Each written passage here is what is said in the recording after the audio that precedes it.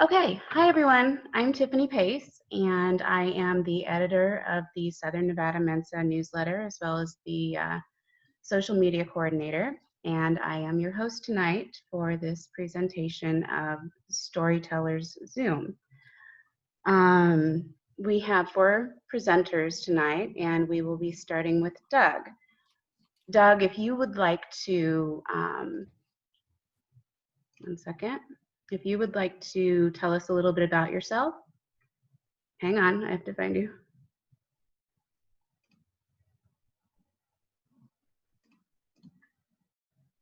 Okay, I think you have to unmute yourself. It's not letting me do it. Got it? Yep, I'm muting myself. Take it away. Okay. Hi, everybody. My name is Doug. Last name is Ecks, actually spelled out E-C-K-S. That will matter in a bit. And I'm a lawyer, and I was also a veteran. I joined the Coast Guard right out of high school in 1991, and only occupied one country. So, didn't do as much as people do right now. Anyway, I've written some articles under my own name about election security, electronic voting. But most of my writing for Amazon and Kindle has been under a pen name, under various different pen names. But the one I've settled on is the one I do comedy under, D-O-U-G, the letter X. So didn't really strain the brain trying to be creative. And my website is dougxcomedy.com. And when I was going through different pen names, I had the fun experience of creating one set of characters under one pen name and a different set of characters another pen name, and decided to do the ultimate ego trip and co-author a book with myself. So I do a book that's written under 2 different pen names, co-authored, if you stretch the definition far enough. But this book I'm going to read from today is under my pen name, D-O-U-G, the letter X, and it's called Necromancer in Chief. It's a collection of 5 different novellas. And the first novella is Donald Trump Necromancer, so you can kind of see where this is going. And it was written 2016 from about November to July 2017. Kind of a combination of 2 things. One, kind of the world going to hell in a handbasket, and also a desire to write a novel featuring a folk singer, Phil Oakes, who's been dead for 30 years. Now I'm going to read the first 2 chapters of, like I said, Necromancer in Chief, which should stand on its own since it kind of sets the scene. And while these characters do appeal in other books, this sort of is a standalone novel. Okay. All right, so chapter 1. Magnus had lived a strange and eventful life for a scientist who worked in a museum. He had dated a dark elf death priestess, nearly been eaten by a dinosaur, and had once persuaded 5 men armed with swords not to kill him by convincing them they didn't exist. Which goes some way to explain why having a dead folk singer appear in his apartment at 3 a.m. didn't send him into cardiac arrest or even shock. Phil Oakes, what can I do for you? Coffee or tea? Man, you are unflappable, the tall, thin man in dark sunglasses regarded him. We assumed. The sunglasses were very dark. On the contrary, I am highly flappable. It's just my standards for disconcerting have been raised by recent events. You don't seem like they'd try and kill me in the next 5 minutes, so no need to panic. Well, in that case, I'll take coffee. Magnus pressed a button by his bedside, and the sound of a coffee maker coming to life hummed and gurgled in the background. High tech, Phil said, grinning. I am a scientist, Magnus said, as he needed to remind himself of that from time to time, given the crazy turns his life had taken. Also, he held up a stump where he used to have a hand. With only one hand, I have needed to customize my apartment somewhat. Fair enough. I've been dead for 10 years, so I can relate to accommodation. Hate to disagree with you, Phil, because believe me, I'm a fan, but didn't you die about 40 years ago? Though I could see how you could lose track. Yeah, man. Look, I faked my own death for reasons I can't really go into right now. Then, for not unrelated reasons, I got turned into a vampire. Vampire? For the first time, Magnus appeared truly surprised. Do you know Kiki? Shit, you know her too? Are you allied with her? At this, the undead folk singer reared back, and his open mouth revealed long fangs, hands now showing claws where none had been before. Allied is a strong word, Magnus said soothingly. We worked together towards a common goal once upon a time. Really? What were your impressions, man? Manipulative, cunning, a formidable woman. She had done something unpleasant to a woman let's say I respected but was not overly fond of. Yeah, that sounds like her. Bummer, man. She's a real head trip. Did she make you a vampire? Magnus asked. Her? Hell no. You think I'd be this free if she did? She'd have me on a very short leash. Metaphorical or actual? Magnus inquired. Both. That's not always a bad thing, Magnus protested. His ex-girlfriend Lorelei was fond of all manner of leashes, and perforce, so was he. What the Death Priestess wanted, the Death Priestess got, was his relationship motto. Since he was still alive, he considered it to have been a successful relationship strategy. Whatever, man. Not my scene. Anyway, not here to discuss your fetishes and predilections for femdom. Then what are you here for? And how come you didn't set off my traps? Vampire, man. And 50 years of experience in fighting the good fight, Phil said proudly. I'm still not tracking your chronology, Phil. Yeah, that's because you're still thinking conventional timelines. You should know much of what we believe isn't true. Both as a scientist and someone who's fought a dragon, I can agree with you fully there. So the reason I'm here is to stop a necromancer. Shouldn't one of those be your best buddy? I mean, that's a term for someone who summons the undead, right? Yeah, but that doesn't make him a vampire's best friend. They can control the undead with their magic, at least if they're sufficiently powerful. It doesn't matter. My ex is out to take him down. He's the guy in control of this city, right? Lorelai's decided she wants to rule the supernatural community, and in my experience, she gets what she wants. Trust me, this guy is history. Maybe, maybe not. He's pretty tough. Been running this place since the 1800s. But that's not the guy I'm talking about. I'll bite. Who? His apprentice, man. Donald Trump. Chapter 2. At this, Magnus became highly flat. Donald Trump? That guy? The guy who just got elected president? He's a necromancer? And an apprentice? He's the lesser evil? Well, he's more of a journeyman by now, the dead folk singer said, since he's graduated and moving on to a different city now. Moving on to a new city, he's becoming president of the whole country. Yeah, the mystical community doesn't give a lot of stock to conventional government titles. They see it more as he's leaving New York to run Washington, D.C. Who's running Washington, D.C. now? Well, it was a Rakshasa, an Indian tiger spirit.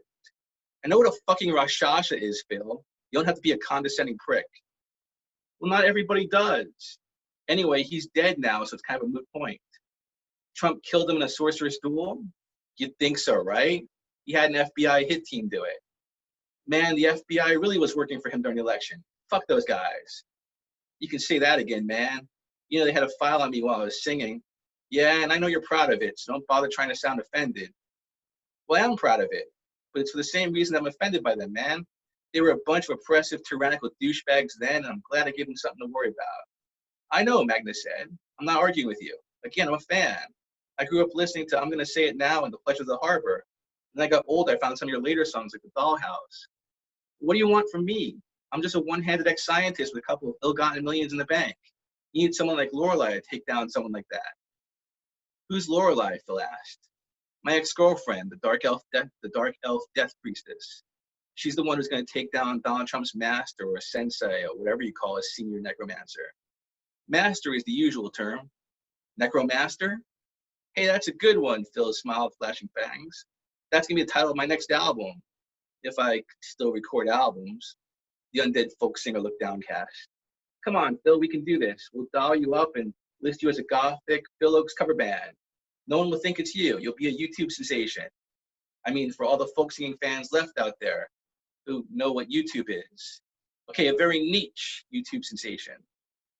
This didn't do much to cheer up the vampire, who had a tendency to brood even when alive. So what can we do to stop the horrible, evil new president-elect who also happens to be a necromancer? This elicited a smile from the gloomy vampire, who perked up immediately. So you'll lend a hand? Magnus glanced at his stump. Sorry, bad metaphor. I mean, you'll help out? Sure. I haven't had to do the impossible for weeks now. How'd you lose the, anyway? That girl I told you about. Your ex, the dark elf? You'd think, right? No, it's the one who Kiki mistreated, whom I said I respected but wasn't overly fond of. She claimed as a price of honor, claimed I stole some of her tech or something. That's a bummer, man. Did you? Did I? Magnus asked haughtily, the picture of offended innocence. Then he let out a ragged breath. Well, okay, yeah, I did. But it was while she was trying to steal some of mine, so really it's just fair play. She didn't see it that way, apparently. Was she an ex? How the fuck did you know that? Just had a feeling, man. That kind of piss usually requires a relationship. Yeah, women. Yeah, Phil said commiseratingly. Though I didn't have a lot of relationships even before faking my own death. They were groupies, though. You had groupies, Magnus said, trying to wrap his head around the concept. Folk singers were big in my day, man, as was a certain melancholy air. You mean a tendency to brood? Phil looked deflated. Yeah, don't worry, it's still big today. I know, I just wish I had more time. Constantly fighting evil is a real drag on my social life. Magnus regarded him carefully. In my experience, evil is an overused and overbroad term. You mean like how you released a plague of dark elves upon the multiverse in exchange for your own life and your friends? That's not exactly how it went down. Or stealing an artifact of good and order from a highly venerated and pure gold dragon? Well, yes, that was more what I had in mind. Face it, Magnus, you've done some very fucked up shit in your short life. Consider this your chance for redemption from a certain karmic consequences. Karmic consequences is being drank dry by a certain form of folk singer. I've always wondered what scientists taste like, Phil said and grinned a grin that deliberately showed his fangs. How do you know all this? Magnus asked calmly. His one good hand slid unobtrusively to a device in his back pocket that he called his dinosaur prod, as it generated enough electricity to demonstrably stun a Tyrannosaurus Rex, as well as a few other surprises. He considered designing an artificial hand to replace his lost one, but was concerned that would violate the spirit of the agreement that had resulted in the loss of his flesh and blood one, and did not want to have a rehearing of the issue. Relax, man, you've already agreed to help. I'm just pointing out that you don't have a great position to start arguing moral relativism in that shit. You still haven't told me how you know all this. Well, look, you're aware that there are forces of what, for want of a better term, we'll call good and evil. I'm not talking about competing groups with different interests. I mean beings that want to suck souls and extinguish life and those that seek to combat them. You dig? Okay, Magnus agreed provisionally. So sometimes these forces are what you might call ethereal in nature and need someone more material to be their boots on the ground. I was lost, looking for a new cause to fight for, and being a songwriter, I was used to opening myself up to the muse, so to speak. This time, the voice I heard wasn't telling me to write In Lincoln Park or The Scorpion Departs and Never Returns. It was a beautiful woman in my dreams telling me things that couldn't possibly be true, but when I checked, they were. So you faked your own death and became a full-time spiritual warrior? Pretty much, man. Fought demonic incursions, tentacle monsters, the usual. Then I ran up against some particularly bloodthirsty vampires and, well, ended up being turned. And now your muse is telling you to turn your attentions to stopping our necromancer president-elect? But how do I factor in? Well, like I said, you've done some bad things, but nothing got to the level where you came up on my radar. Hers, though, well, she's watched. And she often suggests allies. Have you considered she doesn't exist? That you might have hallucinations from taking LSD or maybe even a psychotic manifestation of your own latent psychic powers? Come on, kid. You don't teach your grandma how to suck eggs. You don't tell an old folk singer how to take acid. I know my way around a hallucination, believe me. This is the real thing. And you'll know it too when she visits you. Great. Just what I need. More mysterious, incredibly powerful, beautiful women. I've been trying to get away from that kind of thing. Yeah, good luck with that. In the meantime, consider yourself temporarily conscripted in a good cause. I already volunteered, Magnus protested. Yeah, but volunteers can unvolunteer. You can't. I thought you were against the draft, Magnus mumbled under his breath. This is too important, Phil said. Vampires have excellent hearing. We have to stop him, or he'll crush the very idea of democracy and freedom in America. Because he's a necromancer, Magnus asked. Phil shook his head. Because he's a Republican. Anyway, that's the 2 chapters of Necromancer in Chief. Very well done. Great job. I wanted to ask you, how many books have you published? Well, I've got different things like novellas that are collected in novels and books of poetry and whatnot, but about 100 books available on Amazon under different pen names and about 9 novels. Nice. That's really great. Does anyone have any questions for Doug? Just hit the little raise your hand thing or wave your hand at the screen. Nobody's got video on anyway. Okay. All right. If not, then I think we'll go ahead and move on. Hang on. So next up is Mike White. Hang on one sec. There he is. Okay. You good, Mike? Sure. Can you hear me? I can. Take it All away. right. All right. My name's Mike White. I like to be, sometimes it's funny. Your mileage may vary. Thought I'd do a few poems tonight. The first one's called Labels. I think it's sort of good, in this time. I think we're all thinking about race a lot, and that's a big topic, a big subject of the day. So that's kind of what this poem touches on. What are you? The question no longer stings, the requisite dermal layers having thickened over the years from the probing when people prick and poke and say, what label can I put on him? My father is black and my mother is Hawaiian. A well-practiced reply. The response's simplicity belies the true complexity of my family's history. Through a brief summary, I will try to help you see the blend of genes that make up me. Grandma on my mother's side was pure Hawaiian, full of pride. Grandpa crossed the ocean wide, Scottish and Apache inside. The mix of DNA with glee has led to the absurdity. Tourists in Mexico thinking me to have Spanish-speaking ability.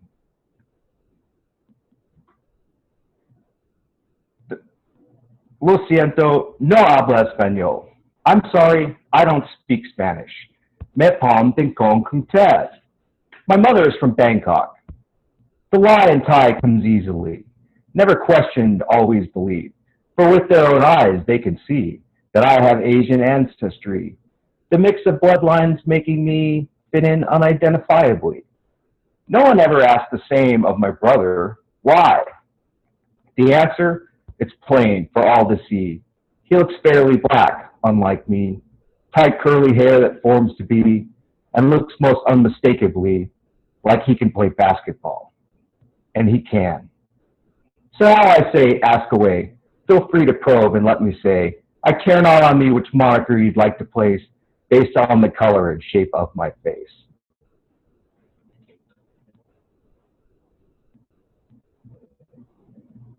And so for my second piece, kind of another topic, is police violence. And so actually it's kind of been, Tiffany could tell you, for almost a decade, I've kind of been into what's called like cop watching, cop blocking, sort of monitoring the police. Like the camera's kind of been the great equalizer. You go back all the way to Rodney King, that was almost 30 years ago, and you think about, how much has really changed when it comes to police accountability and violence. It really hasn't, changed substantially. And in fact, in some cases, I think it's almost gotten worse. But again, the media wants to turn it, about race, and they want to make it about race. And I think we should remember, really, it comes down to more about class. And it comes to this, police, politician, government class versus just the rest of us pesky citizens. And I think that that's maybe a more constructive way to look at it, because like on my poem, what my poem is about is that, some of the victims of police violence, aren't even people. So this is called A Policeman Killed My Dog Today. A policeman killed my dog today. He was a good pooch, that's what I say. Barking at strangers, alerting me, threats to my home that I cannot see. But today he was there, by himself all alone, doing his job, protecting my home. When in burst the cops, mistakenly, thinking that my house contained a thief. Pepe barked loud and let them all know. His teeth fearsome and not just for show. SWAT took one look and a decision was made. Just for barking, Pepe's life he paid. I cleaned my best friend's blood off the floor. A stubborn stain. Took an hour or more.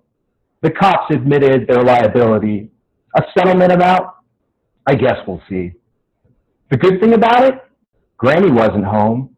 When she gets angry, her mouth sure does foam. Rabid she appears when she gets mad. Granny put down? That would have been sad. With Granny, their restraint might have been greater. Granny would have only gotten the taser. But like with Pepe, the threat is real. The fear palpable that these cops feel. Every citizen is a ninja warrior. Unarmed assassins, deadly death couriers. But I say that if they have to be so afraid, then they should find a different way to get paid. Oh, Pepe, my dog, he was one of a kind. I can't get him out of my mind. His death weighs heavy, makes me feel sad. He was the best Chihuahua I ever had.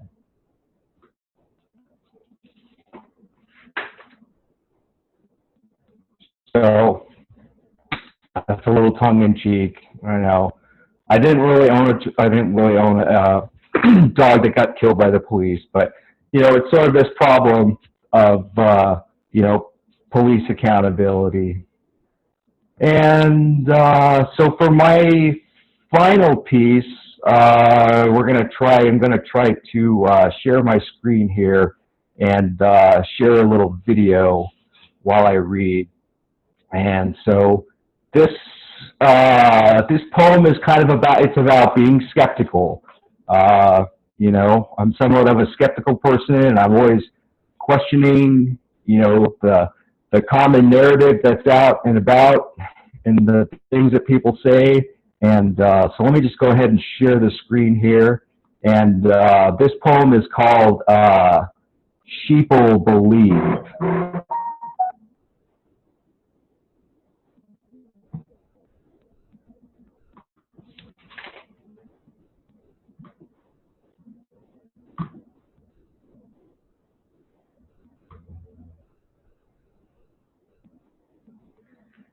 Neil Armstrong was a total liar. Low Earth orbit, he never went higher. Buzz Aldrin and Michael Collins, too. They're full of BS. They never went to the moon. Watch them squirm under the scrutiny. Press conference after their victory. A detective you would not have to be. The shame and deception, it's easy to see. The calculus I never learned. A science degree I never earned. But arithmetic I can do well, and simple math is enough to tell. Astronauts in lunar gravity ought to jump high rather casually. But one thing we never do see, Armstrong and Aldrin leaping up 3 feet in the air, a simple feat for conditioned athletes so elite. But they're wearing heavy suits, you say. 185 pounds they weigh. A tiresome load to hold them down. Keep them from leaping high off the ground. As positive as the earth is round, the burden they carry quite profound. If you add up the weight, both deer and man, 360 pounds the plan. On Earth, heavily encumbered. On the moon, take 1/6 that number. 60 pounds the amount they would weigh, roving the lunar surface that day.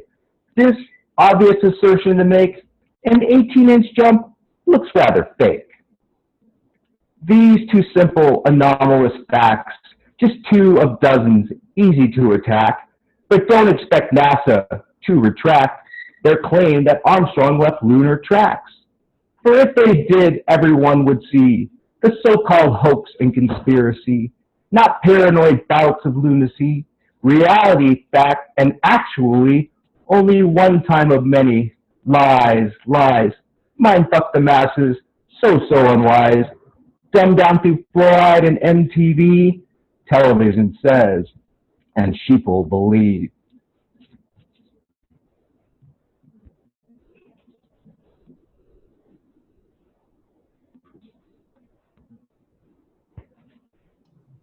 Excellent job, Michael.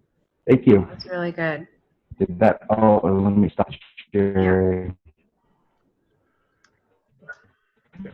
This is Terry Smith. Got a question for you, Michael. Is your poetry published somewhere that we can access it? No. Darn.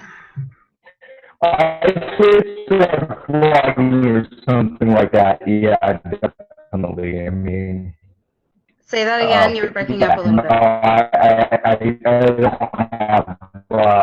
don't have my words.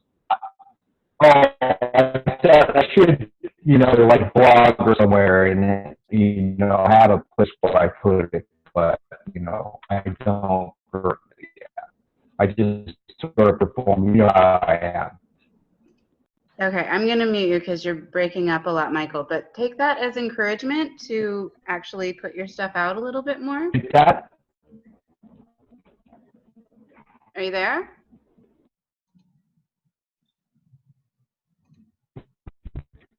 Are you good? Can you hear me? Yeah, I'm good. Okay, we're a little behind, so I'm going to go ahead and move on. But definitely, yeah, think about, publishing a collection or something. Sure. Our next presenter is actually Jen Zablisky, and she is also a contestant in the Ms. Mensa pageant. And tonight they are having a fundraiser for the Mensa Foundation that she had to be involved in. So she will be performing for us virtually today. She was kind enough to actually record a video in full costume and do a reading from her middle grade children's book called Flushed. And I will be sharing that with you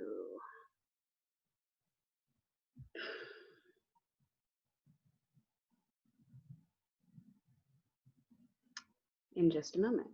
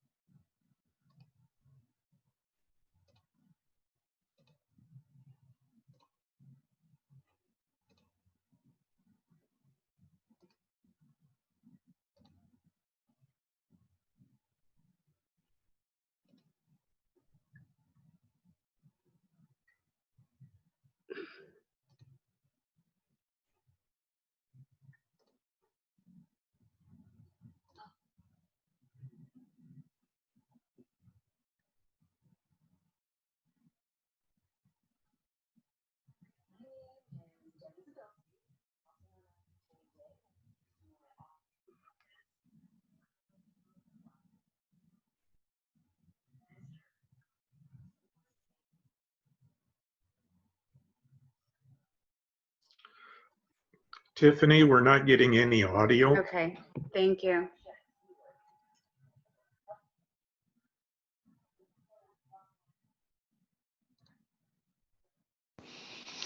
Audio from a YouTube is not going to play on Zoom. It's not. Okay, then we're going to skip that. Thank you for letting me know.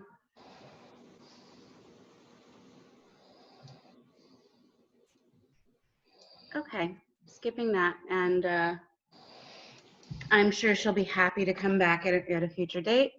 But with that, we will move directly on to Jonathan MacArthur. 1 second, Jonathan.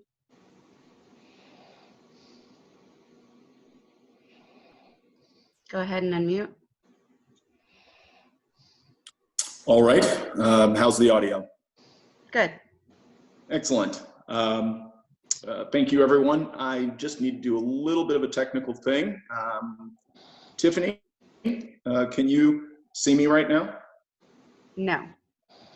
Okay.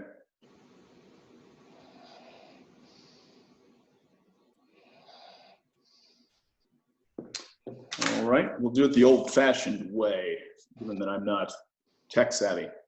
Good afternoon, everyone. Thank you for being here. I think I'm fourth, and then you get your live back.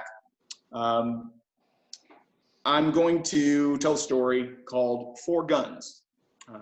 Here's my intro. My name is Jonathan MacArthur. I'm 47 years old. I'm an honorably discharged veteran from the first Gulf War, and I'm a lawyer in Las Vegas, Nevada. I do not have a criminal record. My mother, or should I say my father's mother, was a Scottish immigrant, and she gave birth to a mixed-race child in 1934 Minneapolis, Minnesota, where George Floyd was killed. My mother's side of the family is Black and Native Cherokee, but in America, based on what you see, it makes me Black in all of the ways that matter. A Black comedian whose name I cannot remember, and I hate using other people's work when I can't cite to them, but she once said that being Black in America can make you crazy. And that's because most of the time, racism is not overt. It's subtle. Such instances inevitably leave open the question, did this happen to me because I was Black? Without any real way of knowing for sure. All we know is that we regularly don't receive the same outcomes as our white peers when involved in the exact same circumstances, from employment to customer service to the criminal justice system. People sometimes assume that my profession and the way that I present myself exempt me from the more insidious misfortunes of being Black in America. And when I encounter that suggestion, I respond with this story. In 47 years, I have been arrested or taken into custody 6 times. And I have had law enforcement point firearms at me 4 times. You'll recall that I do not have a criminal record. Having a gun pointed at you by someone who gives every appearance of being willing to use it is a jolting experience with which just about anyone can empathize. The 4th time that a police officer pointed a gun at me was in April of 2009. I was 36 years old. I attended a rally in support of then Nevada Senator Harry Reid at the Culinary Union Hall in the Naked City. That's downtown Las Vegas, and it's not a great part of town. I parked in a dirt overflow lot because the event was well attended. During the rally, I met this pretty volunteer from rural California. She was white. I stayed behind to help out, to put away tables and chairs. I was dressed in a full suit and tie, and this was just an excuse to chat with her further. After the rally, I invited her to dinner, and the 2 of us made our way over to the dirt lot, which was now deserted, and I had a bouquet of balloons. I remember that it was the windiest day of that year, and I stuffed the balloons into the back seat. That was like herding cats. A police cruiser raced into the only entrance exit of the dirt lot, and standing next to our respective cars, the cruiser lit us up with its floodlight. Because of the wind, I couldn't hear anything. The first thing I recall hearing was an exasperated voice shouting commands to take my hands out of my pockets and walk toward the vehicle, like it wasn't the first time that had been said. Anxious and blind by the light, I walked toward the voice instead of the vehicle. As I broke the plane of the floodlight, those of you who've had a light shine in your face, you know, you kind of have to break that plane in order to see what's behind it. I saw a uniformed police officer pointing his Glock 40 at my chest, and I felt my stomach drop. The officer repeated his shouted instructions to move to the hood of his vehicle. At the hood, I saw that there were 2 officers, one to my right with a gun, and one to my left who did not have his weapon out. The officer with the gun never really stopped shouting. He told me not to move and patted me down for weapons. I protested that I had done nothing wrong and that I was unarmed. The first officer, who had now put his gun away, shouted at me to shut up. The second officer asked me who else was in the vehicle, what I had hidden in the vehicle, and where the girl was. I replied that no one else was in my vehicle, that I wasn't hiding anything, and that the girl was in her own car. The first officer then interrupted and shouted at me to shut the fuck up. I then shouted back at that officer, "Why are you shouting at me?" And the officer said, "I'm done fucking around with you," and he threw me to the ground and he straddled my back with his body.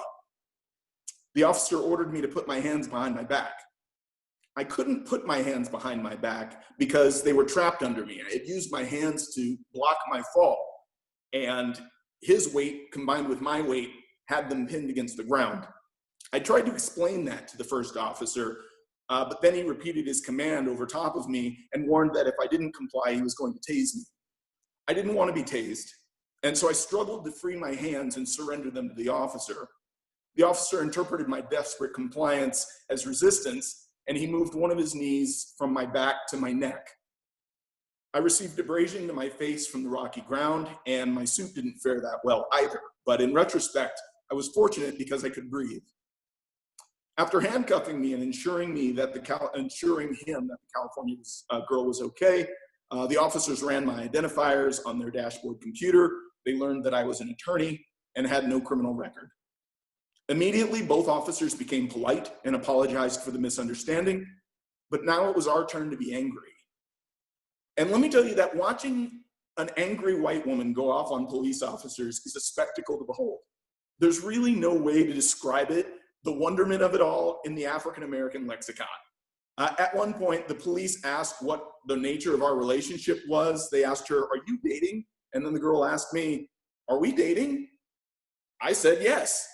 And then we did for about 9 months. However, I was released, and I made sure to request the incident report from my contacts in the courthouse to see what was said. To my dismay, the report said that I had been foul-mouthed, uncooperative, and threatening to the officers that had purportedly responded to a domestic battery call. Thinking about that, it struck me as odd because I had been in the middle of a large dirt lot that encompassed an entire city block. There were no residences nearby that could feature a domestic violence event. There were no other people present other than the officer, myself, and the girl from California. I didn't really want to draw a lot of attention to myself about what had happened because I intended to be a judicial candidate in the upcoming election, and I didn't want to make an enemy of the police union. I reported the conduct to Las Vegas Metropolitan Police Department Downtown Area Command. In Las Vegas, we just call that Metro. And I requested an investigation and an apology. The captain who met with me backed her officers completely and told me that the incident had clearly been my fault for failure to reasonably comply. Not satisfied, I went to Internal Affairs, again seeking accountability and an apology. They were not so helpful and asked questions clearly designed to protect the patrol officers and Metro from liability. Left with no other choices, I sued Metro in federal court on a 1983 abuse under color of authority claim, requesting monetary compensation or an apology. Metro elected to close the matter with a $14,000 cash settlement in 2011. I invested all of it into a 2012 election campaign to become a judge in North Las Vegas. I lost that election by 578 votes, the second closest race in the state that year. Metro endorsed my opponent, who was also a criminal defense attorney. The third time that a police firearm was aimed at me was in December of 2000. I was 28 years old. I was working for the county government as a judicial law clerk after law school for Judge Michael Douglas, who eventually became the first African-American judge to sit on the Nevada Supreme Court. And while that in of itself was remarkable, at the time I was only the 51st African-American attorney to be admitted to practice in the Nevada bar. In 2000, that seemed like a small number, like there had been 50 history-making states and I was Puerto Rico. Judge Douglas inspired me with a story that he once told, or often told rather, about being pulled over in his own neighborhood while driving a Porsche 911 twin turbo. He believed that he'd been pulled over because he was black, not because he'd actually been speeding. He enjoyed cross-examining a rookie police officer over the profile stop and seeing the rookie's face when the officer ran his name and realized that he was a judge, stammering the entire time while receiving a browbeating from his supervising officer, who laughed at him and got back into the passenger side of the police vehicle. Driving home after work at the courthouse, I was pulled over by a marked police car before making it to the freeway. At this point in my life, I was being pulled over about 3 times every 2 months. This persisted until I bought a newer car than the beat-up 1969 Mercedes that I'd been driving since 1993. I was rarely ever cited. In this instance, I knew that I hadn't broken any traffic laws, and I was frustrated with how often I was being given unwarranted contact with the police. So I had an attitude. I pulled into the City Hall parking lot and decided that I would create the same scenario as my mentor. I got out of my car, I closed the driver's side door, and I stood next to my car wearing a suit and a long overcoat with my arms folded. The officers who got out of the patrol vehicle did so with their guns drawn, and what I had thought was going to be an opportunity to be indignant and self-righteous instantly dissolved. 2 police officers stood at a distance and interrogated me about who I was and where I'd come from. They insisted that I take off my coat, which I refused to do. They suggested that I allow them to search my vehicle, which I also refused to allow. They requested my driver's license, but would not allow me to retrieve it from the vehicle out of concern for their own safety. The standoff lasted about 15 minutes. Eventually, they ran my identifiers using my plate number and realized who I was and who I worked for, and I was then released without a citation. The second time, that a police officer pointed a gun at me was in August of 1992. I was 19 years old. When I returned from military service with the Army in 1990 and 1991, I briefly resumed living with my mother and reestablished contact with some high school buddies that I hadn't seen in a while.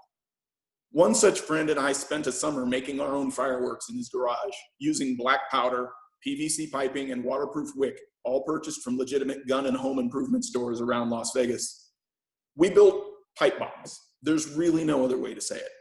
And we blew them up in undeveloped areas on the outskirts of town. There's lots of undeveloped desert area here on the West End, for those of you who aren't in Vegas. It wasn't a great idea. In fact, it was a terrible idea. The fact that we carried a small fire extinguisher to put out bushfires was hardly enough to make the activity safe. At the same time that we were doing that, gang warfare between the Crips and the Bloods in communities not far away had begun to feature homemade explosives. Gang members were throwing them into the windows of each other's families' homes. This was an election year, and the new development had the community concerned and on high alert.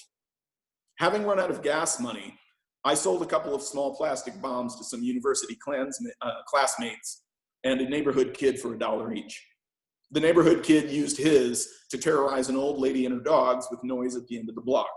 She called the police, who questioned the kid and established me as a potential suspect for making the bombs that had been provided in the gang war. Undercover police came to my mother's house and tried to persuade me to make a large bomb for them to blow up a car. And while I didn't agree to do that, I did agree to sell them the remainder of my small pipe bombs and my one remaining medium-sized pipe bomb that I was saving for July 4th. I sold the small ones for $1 each, and the bigger one for $4 for a grand total of 15 bucks. When I agreed to the sale, police officers and ATF agents emerged from everywhere, guns drawn and pointed at me. I was arrested, charged with felony manufacture, transfer, and sale of explosive devices, and spent a day in jail before being released on my own recognizance. It took approximately a year to resolve the case. During that time, I found the court process confusing, and I spent a lot of time listening to people discuss facts of my case without actually asking me anything. Eventually, the felony charges were dismissed, in no small part to my status as a veteran, my lack of criminal history, and some really nerdy things that I'd said to police about gaseous expansion and calculating pounds of pressure per square inch and rupture various grades of PVC plastic. I don't know whether the bomb makers supporting the gang war were ever discovered. I do know that the work done by my own defense attorney, whose court records do not identify, I don't know who he was, but he had a lot to do with why I became a criminal defense attorney myself. The first time that a firearm was pointed at me by a police officer, I believe, was in 1980. I was 9. I was living at a childhood home on Frontier Avenue in 89106. My mother purchased the most affordable house available in an affluent neighborhood. We moved in right before my 6th birthday. It was a smart decision on her part. Despite being one of only 2 African-American households in the community, I was able to attend schools with the overwhelmingly white children of doctors, lawyers, and elected officials. When we moved in, we were not well received. There had been some vandalism. Someone had spray painted nigger on our garage and had thrown a Molotov cocktail into our backyard. However, the damage was minimal. The bottle didn't break and fire didn't jump out. And the person who had done it had been dumb enough to use a magazine as a wick without taking off the mailing label. And so when we turned that over to the police, that young man, who was already on juvenile probation, had a violated probation, and he was sent to a juvenile correction facility. However, as a result of that, we were largely excluded from community functions as we had set that in motion, or at least been perceived to have set that in motion. Some 3 years later, I spent a day playing outside with my friends from the block. I returned home at dusk to find myself locked out of the house. My mother worked swing shifts, and I had a terrible habit of losing my house key. It was so common, in fact, that my mother made me wear a key around my neck with a shoestring necklace. I'm not sure what I had done to misplace it, but I didn't want my mother to know that I had done so. I climbed in the living room window, having left it unlocked just for that reason. I can only assume that one of our neighbors called the police to report a burglary. Police arrived after dark with blue and red lights on and knocked at the front door. I didn't answer because my mother had warned me not to have contact with the police unless she was with me. I was to say nothing to them. Instead, I hid in the garage. Police began to open the garage, and I retreated into the house, making sure that all the doors and windows were locked. Forgetting that my mother had an unlocked sliding glass door that led from her bathroom to the backyard pool, I heard police enter my mom's bathroom, making their way into her bedroom, and eventually into the living room, where I stood frozen. An officer's bright flashlight shone in my face as he asked me who I was and why I was in the house. I replied that it was my house and that I lived there. As the officer shone the light into other corners of the living room, presumably to check for other people present, I saw his gun pointed at me and I urinated on myself. After a few more questions about why I hadn't answered the door, the officers quickly departed. I didn't tell my mother about what had happened because I didn't want to get in trouble. It has now been 11 years since the last time an officer pointed a gun at me. Incidentally, it's the longest period of not staring at the barrel of a police gun in my lifetime. Thank you for listening.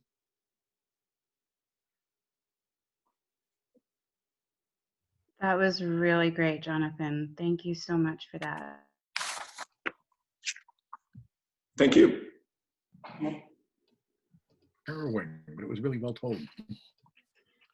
It's a very emotional story.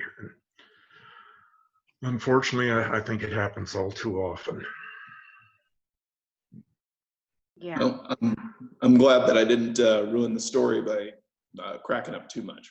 You held it together. We could see the edges there, but you held it together. It was good. It was really good. Thank you for doing that. I know that was hard, so thank you. Does anyone have any questions for Jonathan? Feel free to unmute yourselves and jump in. Was it difficult to write? No, it was much more difficult to recite than it was to write. Really? As a matter of fact, potentially the most difficult part of it was that I literally never told my mother about that story, and she is now in the audience. So she's finding about that. That was going to be my question, is like, did she know about it before hearing this? And she did not? She didn't?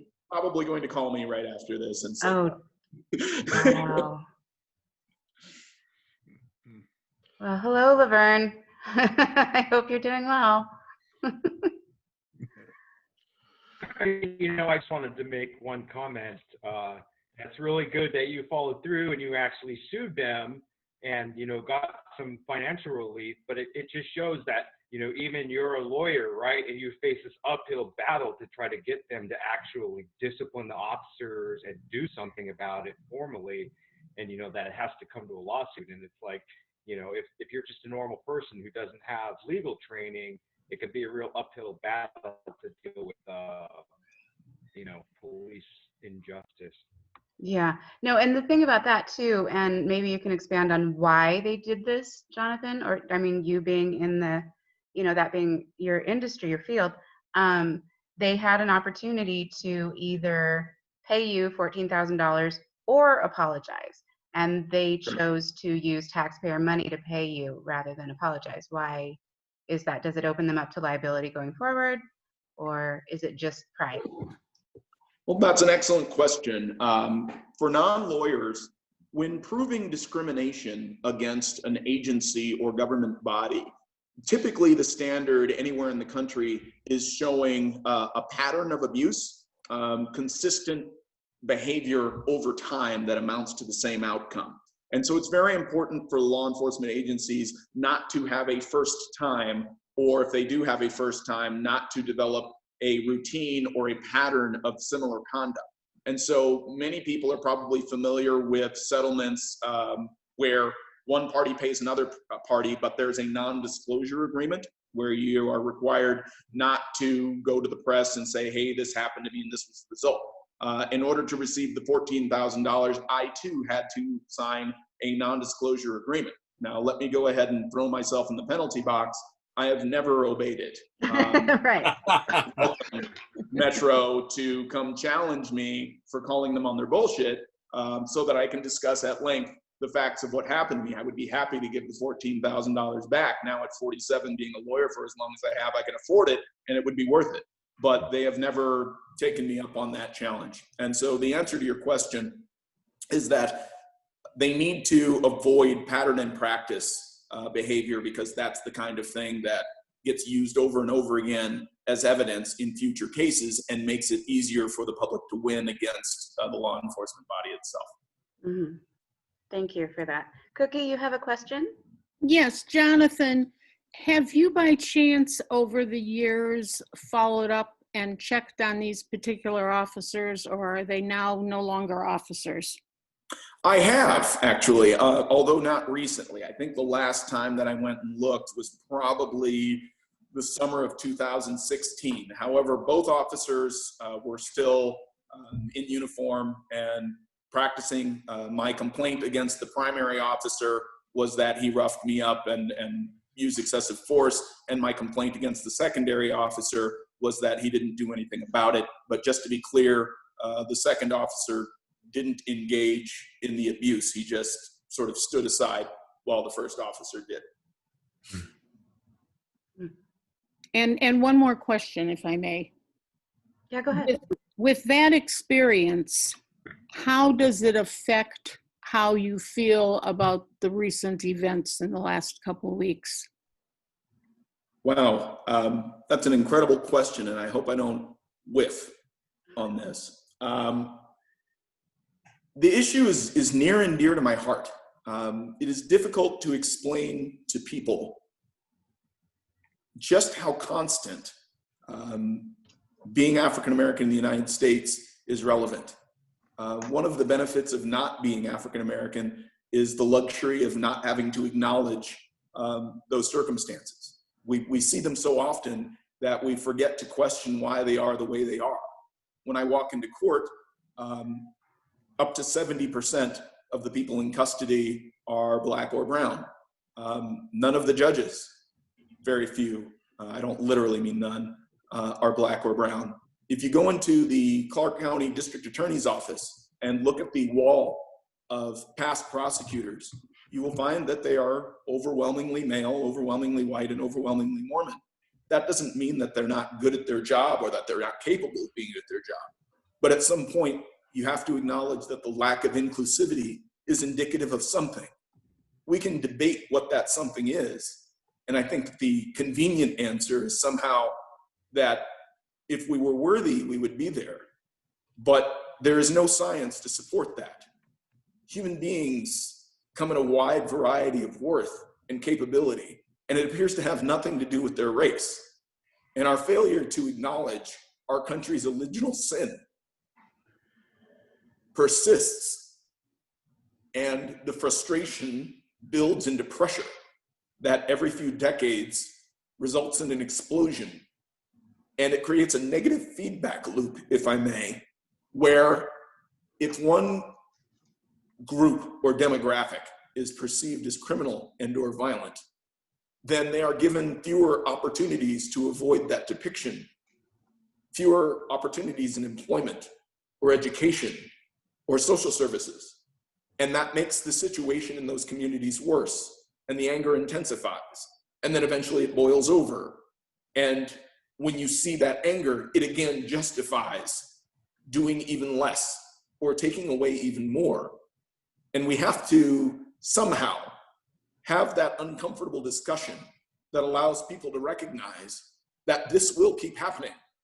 And that we, when I say we in this instance, I don't mean to leave out any other minority race, but specifically speaking as to my own, we are only 13% of the population at most.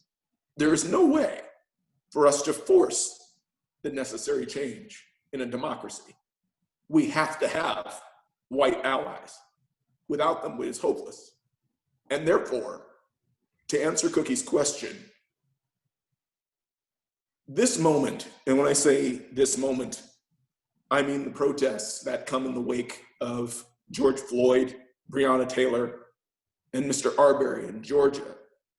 This is not the moment that Black people have been waiting for. This is the moment that we've been waiting for white people to have. And I am so grateful that many of them have taken notice. This time feels different. NASCAR has banned the Confederate flag. And if that's not a sign of possibility and opportunity, I don't know what is. In closing, I will say that it is natural for people to adhere to a status quo that they understand, that feels familiar because we can navigate it. And people tend to fight very hard to maintain access to the familiar because the unknown is scary. And I think that's the reason why you see so much bad police conduct. It's not that being a police officer just makes you bad. My father was a police officer. My grandfather was a police officer. His brother was a police officer. I come from a family of police. It's not that I don't understand the job. It's that to a hammer, every problem looks like a nail. And we give police so many responsibilities that really aren't in their mission, if you think about it, right? Times get hard, crime gets worse, and we spend more money on police because we want to be protected from crime. However, that money usually comes from services like mental health or education or social services. And when we take money from those budgets, it makes the societal problems worse. They become more common. And so when you hear calls to defund the police, it's not what the counter narrative says it is. It's not that we're just going to get rid of police all over the country. That's impossible. We have to have law enforcement. But it is not their primary role to respond to instances of schizophrenia. There's an increased risk that a person acting erratically may be killed when what they need are services. It's not their responsibility, or should not be, to respond to truancy. That should be by formerly truancy officers or school counselors.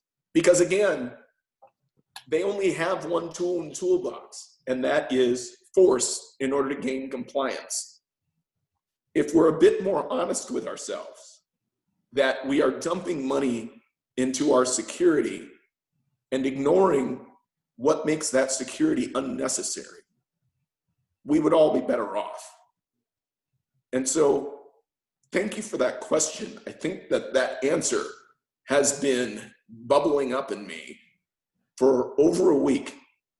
It's going to take some time for the police to realize that they don't have to escalate against peaceful protest. That is not to say that every single protest has been peaceful, but the vast majority of them are.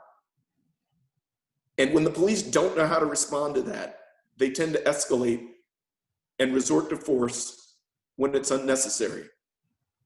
In closing, we've all heard that one bad apple doesn't ruin the bunch, applied to police all of the time. And that's okay, because that's certainly true. But we have to remember to apply it to protesters as well. Thanks, Cookie. Yeah, thanks, Cookie, for Barbara Waltering him, because he was totally holding it together until you decided to ask a question. But I think it was worth it. I appreciated the answer very much. Ellis, you had a question? Yes, more so a comment than a question. First of all, Jonathan, my young warlord, thank you for inviting me to this presentation. I call him a warrior king. He's family. always eloquent, always well-informed and prepared. Thank you for all the presenters today. I'm locked down here. I'm hungry for this sort of communication and expression. I just am. And like so many Black men, I echo what Jonathan has said. Maybe not 4 times, but significant times in my life, I've had similar experiences, being what I would consider myself to be educated and being what I consider to be a person who am not living in a lifestyle warranting police brutality or arrest, but have been succumbed to that. And also echo what Jonathan said. I'm glad people are seeing it and sharing the same sort of outrage that Dr. King, who was an earlier warlord of peace, until he could show the world what was going on. And the good people across the country could say, wait, what? This is not good. We're doing this? Hopefully this echoes some of that moment in our history, because there are good people of all stripes, and we cannot give up and let these corrupt cops and corrupt systems that create their policies and their empowerment ruin it for the rest of us. Because at the end of the day, it's more of us than it is of them. And we have to be diligent in moving the ball forward so that we can all literally live in peace and just be. And I think that's the larger human cry, is that this isn't us. We're the richest nation in the country. We choose to give the money to the big cats and not everybody else, but we can do better. We really can do better. Amen. Absolutely. Peace. Thank you for that, Ellis. And Cookie, you had a follow-up? I just wanted to say one more thing to Jonathan. If I was more technologically astute, I would turn on my picture so that I could salute you. But we all know that I'm not technically astute. And I also want you to know that if I ever get in trouble in this city, I'm from Las Vegas, you're the first one I'm going to call. And that is because you are one hell of an orator. Mm-hmm.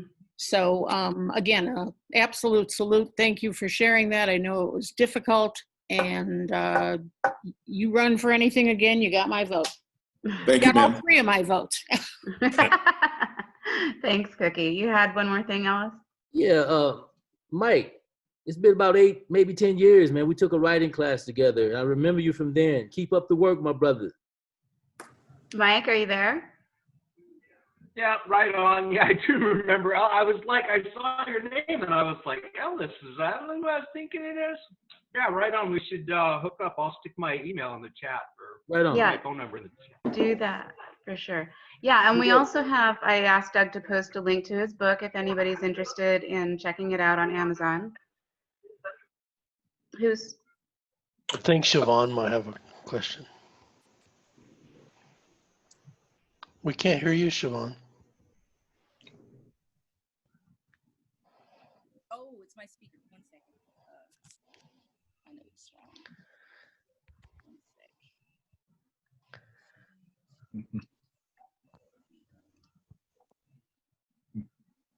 sec. Are you there, Siobhan? Is this better? Yes. Yeah, great. Huh? That's Okay. very good. It's better? All right, hold on a second. I gotta shoot the, I need to put another headset on. Is this the only thing I can... But if you are a criminal defense attorney I am. for Las Vegas, Nevada? Yes. Oh, I need to talk to you about I have a pending lawsuit. Actually, I was falsely arrested, and I have 3 pending felonies that I've been trying to get. I was falsely arrested for stealing my own car, and I've been going through trying to get that resolved. But I just need to talk to you on a one-on-one basis. I have been through that very same thing. I was charged with Grand Theft Auto when I was 18 for stealing my own car. Swear to God. And God. That's ridiculous. Vegas? Do you live in Las Vegas? Yes, I live in Las Vegas. All right. And then, Okay, yeah. so So- Jonathan, would you put your contact info in the chat before we wrap this up? Sure, I'll do that right now. Thank you. And does anybody have anything else they would like to add? I have a question for Jonathan. Are you publishing this? They're getting it out. No, I just drafted it for this storytelling thing when I woke up this morning. Tiffany had been nice enough to ask me to participate. I told her I would, and then I put it off till this morning. But if it's that well received, certainly I don't mind repeating it again. Yeah, this actual video will be published on the Southern Nevada Mensa website, as I mentioned. But yeah, this is a new, combining all 4 of those episodes into one presentation was a new endeavor, and I think it was really worthwhile for sure. Right, the New Yorker, Transatlantic Monthly. I mean, shoot big. Yeah. I love big guy. Yeah. That's my dream magazine. If I ever make it, I've lived. Right. Yeah, if you get there first, I'm gonna be mad, but you've got some stuff to say, so. Or a Medium article, yeah, that would be good too. And I'm not seeing your contact information, Jonathan. I put it in the chat. Oh, I'm sorry. I sent it to my mother. I apologize. She knows how to find you. I think she knows how to find me. Let me do that again.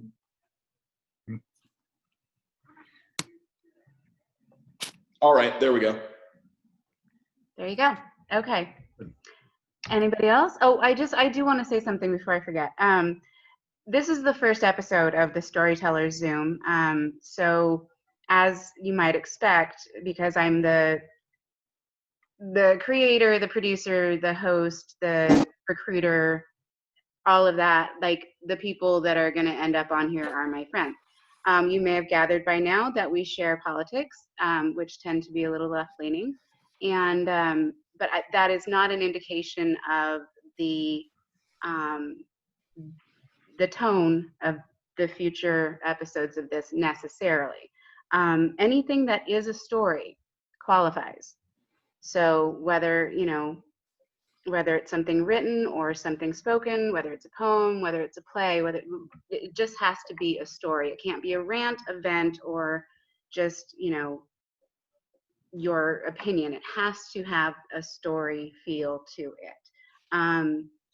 However, I will not be choosing based on politics, because the story is the most important thing, and the First Amendment is kind of my jam. So that said, and because this is going up online and other people will see it, anybody who would like to be a presenter in the future, please email me at editor@snmensa.org, and we'll set it up. Right now we're planning on doing these once a month. If demand grows, we could maybe increase it from there. So again, it's editor@snmensa.org. Thank you, Jonathan, for that. No problem. And if Cookie, yeah, is that still your hand, or do you have another? Well, it's sort of still my hand, which was a mistake, but as long as I've got it there. Yeah. Jonathan, are you one of our Mensa members here? Not yet. No. Why not? Well, yeah, he is more than qualified, and he is very, I've been trying to get him to join since I joined 3 years ago. As soon as we resume testing, I'd like to have you test, Jonathan. Yeah, Terry is our testing coordinator. I remember that from the last time I met Terry. Yeah. Right. He's probably got prior evidence in a heartbeat. Well, probably the LSAT. LSAT, yeah. Yep.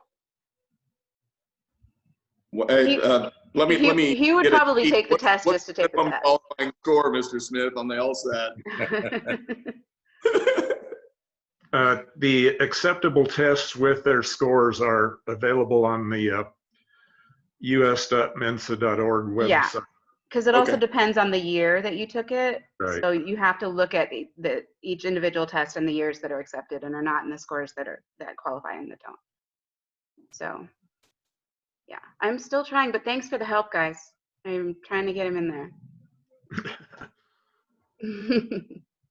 All right, thanks for everyone for coming. I really appreciate it. I was wondering, because we don't know until it happens if anybody's even going to show up, and being it's the first one, I really do appreciate the support that you've shown for me and for the presenters tonight. So everybody give yourselves a round of applause. Round of applause for our presenters.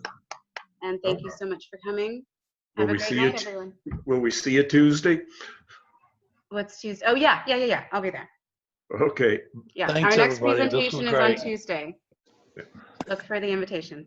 Stay safe out there, everybody. Yeah, All will right. do. This was great. Likewise. Thank you. Thanks for coming, Dan. Bye, everybody. Good night. Bye.